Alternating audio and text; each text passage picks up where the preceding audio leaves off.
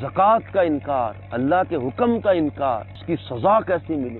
جو بڑے اس واقعے کو سن رہے ہیں ان کو زکوٰۃ کے معاملے میں اللہ تعالیٰ کی فرما برداری کرنی۔ اللہ تبارک و تعالیٰ نے قرآن پاک میں ارشاد فرمایا کہ وہ جس نے بخل کیا اس کو اپنے لیے اچھا نہ سمجھے، یہ ان کے لیے برا ہے۔ یہ جس نے بخل کیا تھا قیامت کے دن کے گلے کا توق بنا دیا جائے۔ پتہ جو بندہ زکوٰۃ نہیں دیتا، جیسے قارون نے نہیں دی، زمین میں دھنس گیا، جو بندہ اپنے مال کی زکوٰۃ نہیں دیتا، قیامت کے دن یہی مال خوفناک سانپ کی صورت میں اس کے گلے میں ڈالا جائے گا۔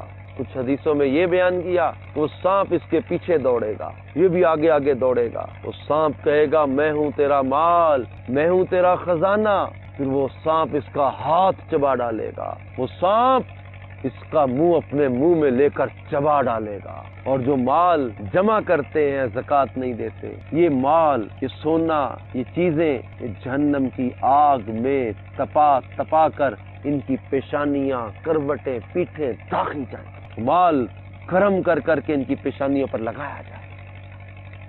اللہ تعالیٰ معاف کرے۔ زکوٰۃ پوری ادا کرنی چاہیے، ورنہ یہ قیامت کے دن گلے کا توق بنا دیا جائے۔